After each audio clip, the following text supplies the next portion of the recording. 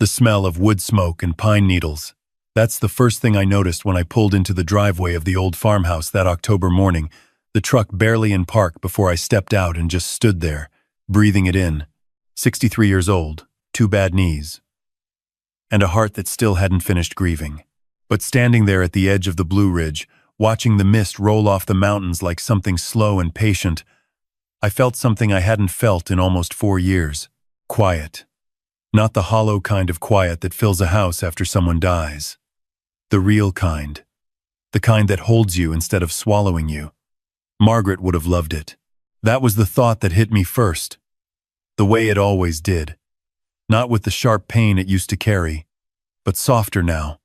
Like pressing on a bruise that's mostly healed. She'd been the one to cut out magazine pictures of old farmhouses when we were young. Wrap-around porches, stone fireplaces, vegetable gardens going crooked in the sun.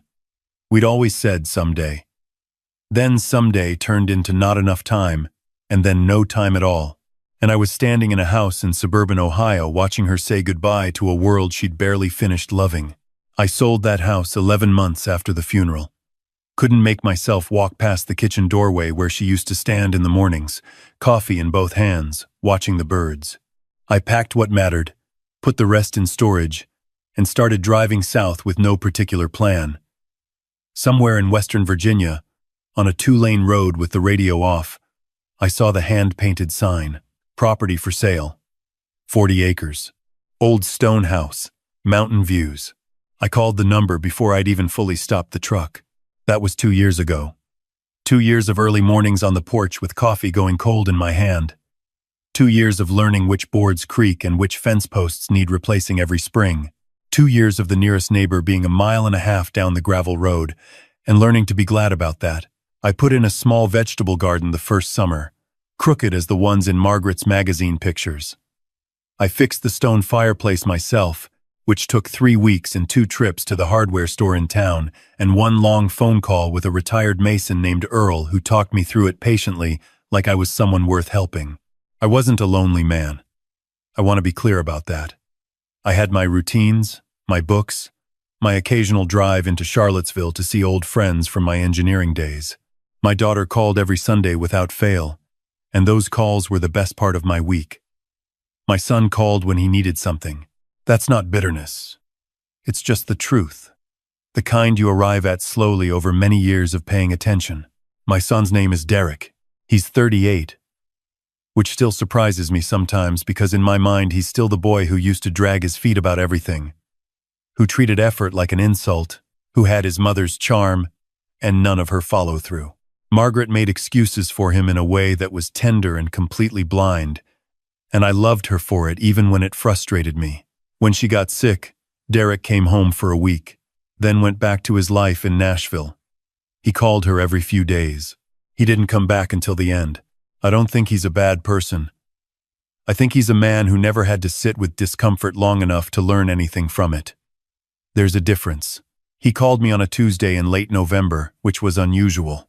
Derek was a Sunday caller when he called at all, usually around 6 in the evening when he'd had a couple of beers and felt generous toward the people he'd been neglecting. A Tuesday call meant something was off. "Dad," he said, and right away, I could hear the particular quality in his voice that I'd been hearing since he was a teenager, that slightly too casual tone, the one that meant he was about to ask for something and had already rehearsed how to make it sound reasonable. I put down the book I was reading and sat up straighter in my chair. "Hey, son, everything all right?" Yeah, everything's good."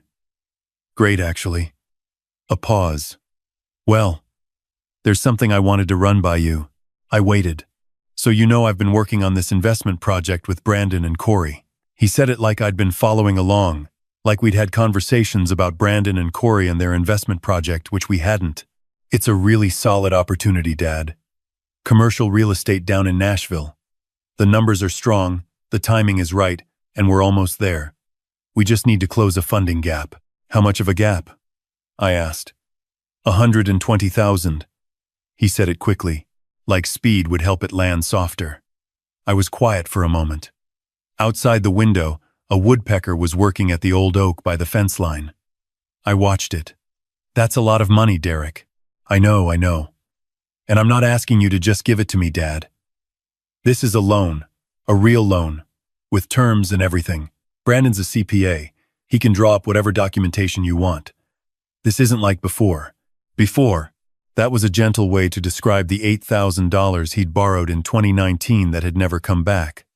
Home renovation project that never got started. I hadn't mentioned it again after the first time he changed the subject. I don't have that kind of liquid cash sitting around, Derek. I know, he said. Again, too quickly. Like he'd been waiting for exactly that sentence. That's actually what I wanted to talk to you about. The farmhouse. I felt something go still in my chest. What about it? It's collateral, Dad. That's all. The bank will approve the loan based on the value of the property. You wouldn't have to do anything except sign some paperwork. The property stays yours, nothing changes, and once the project closes out in 18 months, we pay back the loan and the lien comes off clean. I didn't say anything right away. I was listening to the woodpecker. I was looking at the stone fireplace I'd fixed with my own hands and Earl's patient instruction. I was thinking about the vegetable garden, which was dormant now under its first frost of the season, waiting. I'd need to think about it. I said, Of course. Take your time. And then he paused. And I knew the pause meant he wasn't done. The thing is, the window on this deal closes pretty fast. We're talking 2, maybe 3 weeks. The other investors are ready to move. I'll think about it, I said again. After I hung up, I sat in the chair for a long time. The woodpecker had moved on. The light outside was going golden thin the way it does in November in the mountains. That particular late afternoon light that makes everything look like a memory of itself. I thought about Margaret cutting out pictures of farmhouses. I thought about the 3 times we'd tried to refinance our house in Ohio for Derek's various projects and the conversations we'd had about it afterward. Late at night, when Margaret would say, I think he just needs more time, and I would say, I think he needs to feel the weight of something for once, and neither of us was entirely right or entirely wrong. I thought about what it means to spend 40 years building something and whether love requires you to hand it over when someone asks. I didn't sleep well that night. The next morning I drove into town and sat in the parking lot of a diner for 20 minutes before going inside, which is something I do when I need to think without distraction. I ordered coffee and eggs and a piece of cornbread, and I made a list on a napkin. On one side I wrote what Derek said the plan was. On the other side I wrote what could go wrong.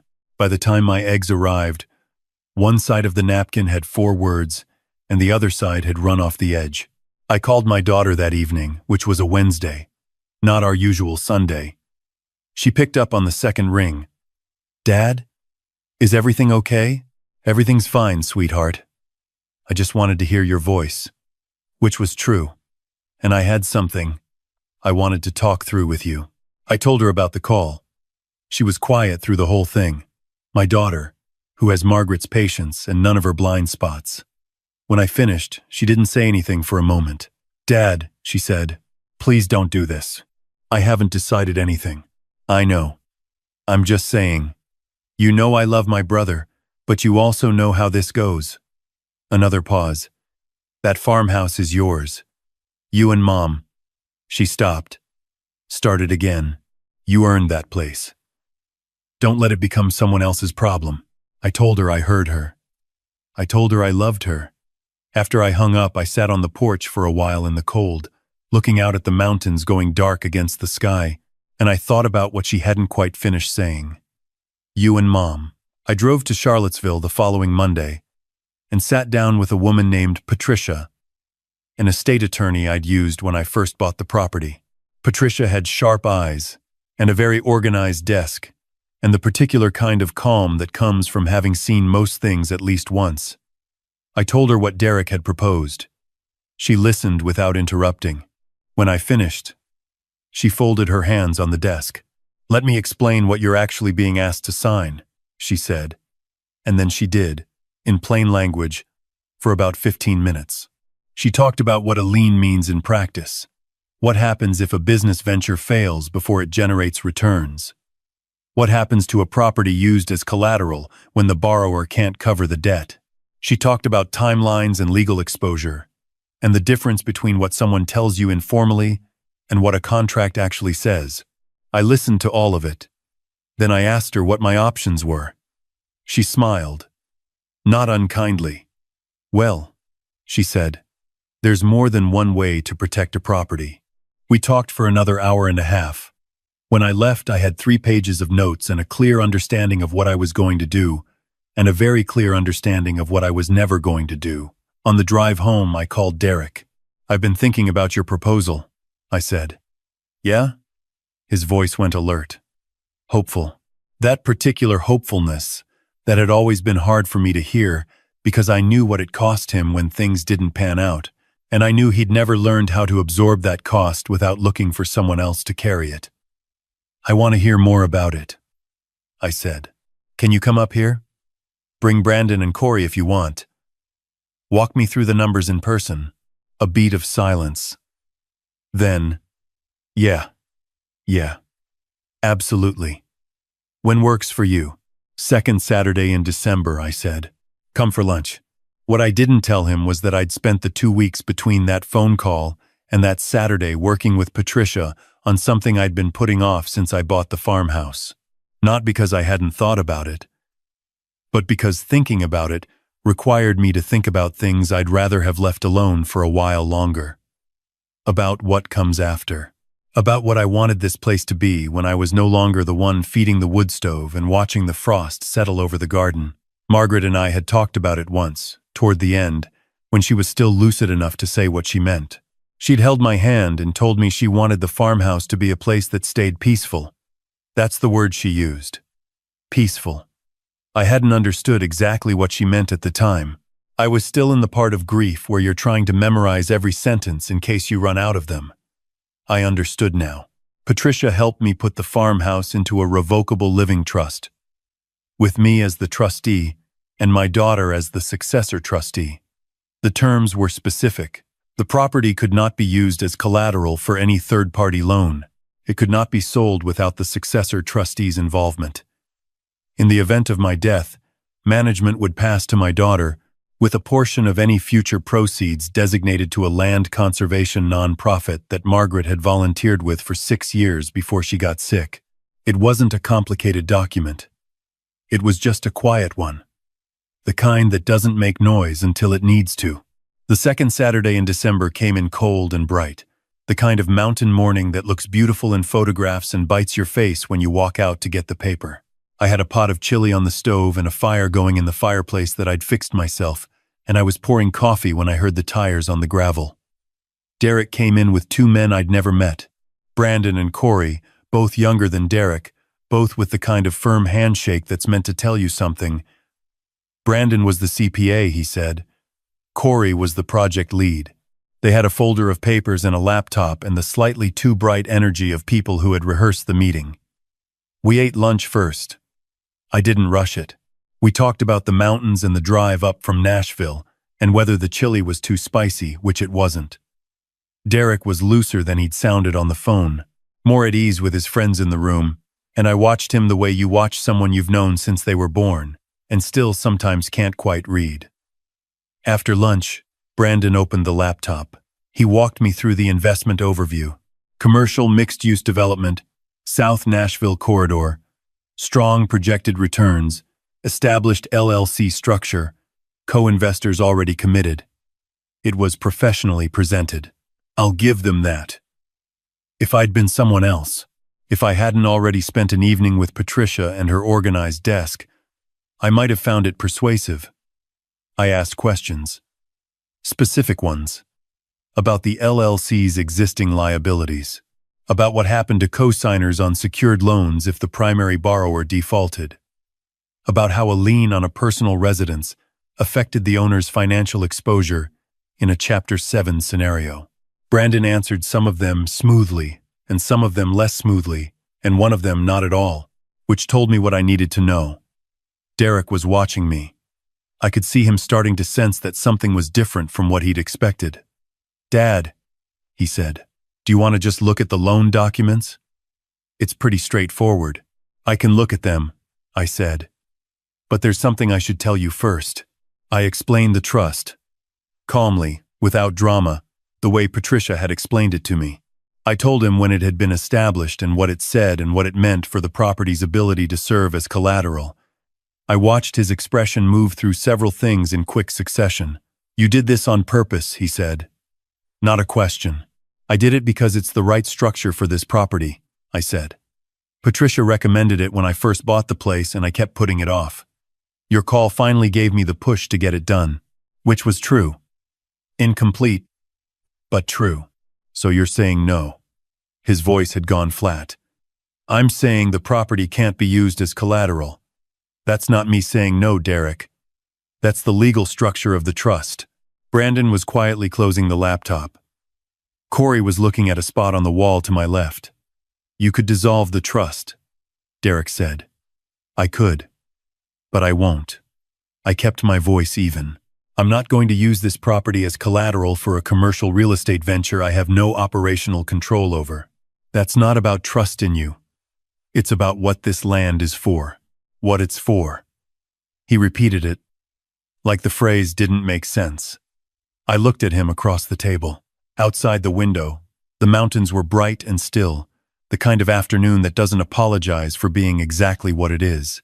"This place was your mother's dream," I said. "She never got to see it. I'm living it for both of us.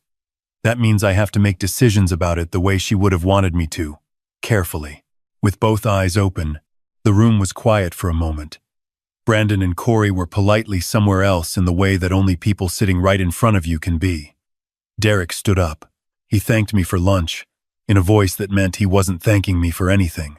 He shook my hand stiffly, and Brandon shook my hand, and Corey shook my hand, and then they drove back down the gravel road toward the highway, and I stood on the porch and watched the dust settle after them. I wasn't happy exactly. That's not the right word. Relieved, maybe.